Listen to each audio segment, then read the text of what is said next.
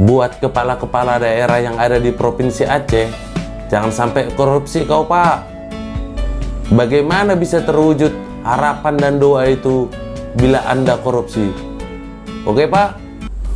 Halo ces-cesku, dongan-donganku, konco-koncoku, sedulur-sedulurku, daeng-daengku, pakcek makcekku, dari Sabang sampai Merauke, dan tentunya masih berdomisili di planet bumi ini, dan terkhususnya di negara kita yang tercinta, NKRI harga mati.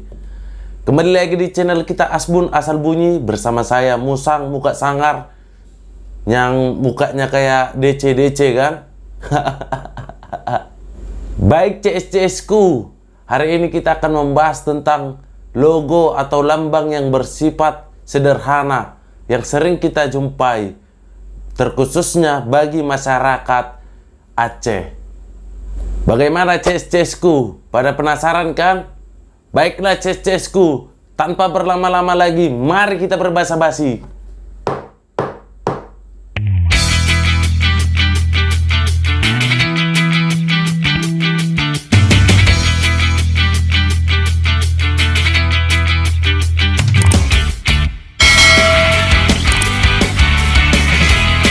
Provinsi Aceh adalah tempat pertama kali penyebaran agama Islam dimulai, sehingga dijuluki Kota Serambi Mekah.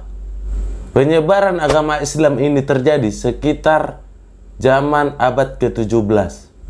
Sejarah Provinsi Aceh ini diwarnai oleh kebebasan politik dan juga penolakan keras terhadap kendali orang-orang asing. Maka dari itulah wilayah Aceh dianggap wilayah yang paling konservatif atau menjunjung tinggi terhadap nilai agama dibandingkan dengan provinsi lain-lainnya yang ada di Sumatera. Simbol daerah adalah merupakan sebuah gambaran mengenai harapan dan juga tujuan dari suatu daerah. Setiap daerah yang berada di negara Indonesia ini telah memiliki lambangnya masing-masing. Lambang-lambang yang dimiliki oleh setiap daerah yang ada di Indonesia ini telah mempunyai maknanya tersendiri. Salah satunya Provinsi Aceh yang disebut Pancacita. Pancacita adalah 5 cita, yaitu keadilan, kepahlawanan, kemakmuran, kerukunan, dan kesejahteraan. Lambang Aceh berbentuk persegi 5 yang merupai sebuah kopiah. Dalam perisai itu terdapat dacin atau alat timbangan, rencong, padi, kapas, lada, cerobong pabrik, kubah masjid, atau diantara padi dan kapas, kitab, dan kalam. Baik ces-cesku, mari kita bahas satu persatu arti dari lambang daerah Provinsi Aceh. 1. Keadilan dilambangkan dengan dacin. 2. Kepahlawanan dilambangkan dengan recong.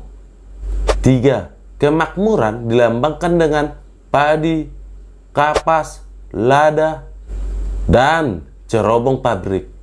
4. Kerukunan dilambangkan dengan kubah masjid. 5.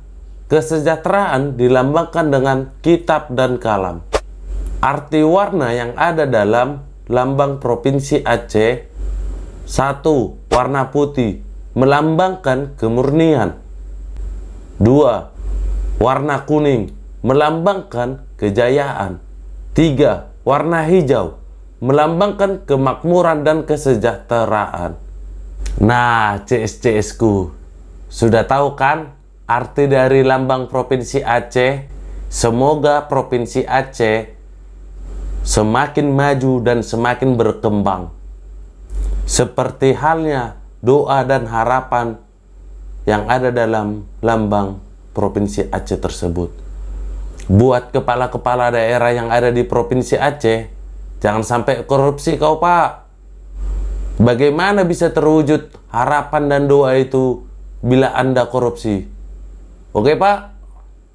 Buat CS-CS-ku yang ingin berwisata di Provinsi Aceh atau di daerah yang ada di Aceh, Meskipun tempat wisata yang ada di Provinsi Aceh tidak sepopuler tempat wisata yang ada di daerah lainnya, bukan berarti tempat wisata di Aceh tidak menarik untuk dikunjungi, ces-cesku. Bahkan ada beberapa tempat wisata yang ada di Banda Aceh yang menyimpan sejarah yang sangat panjang dan tak lekang oleh waktu.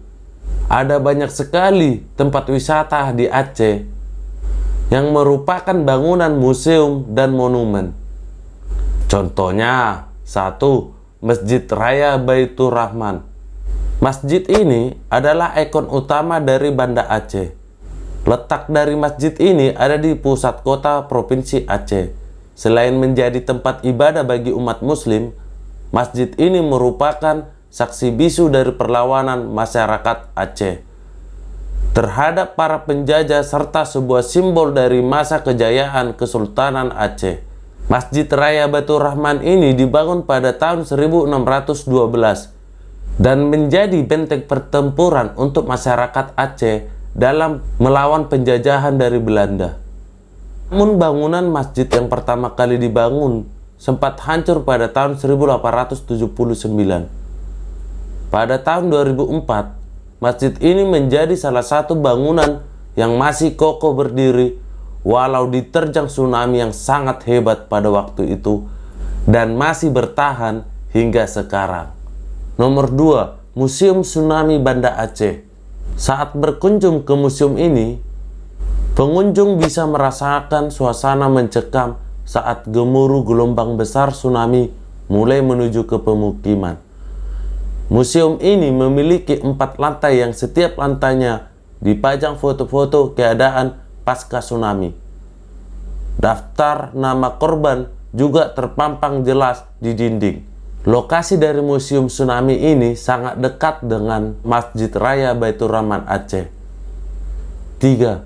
Salah satu jejak tsunami dari Banda Aceh, pembangkit listrik tenaga diesel Apung 1. Bayangkan saja, ces-cesku, kapal apung dengan berat 2.600 ton bisa terseret ombak tsunami dari perairan Uleh-Leuwe yang memiliki jarak sejauh 5 km hingga akhirnya terdampar di pusat kota Banda Aceh.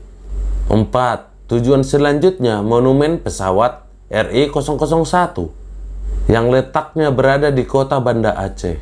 Monumen ini adalah sebuah monumen yang menampilkan replika pesawat Seulawa RI-001.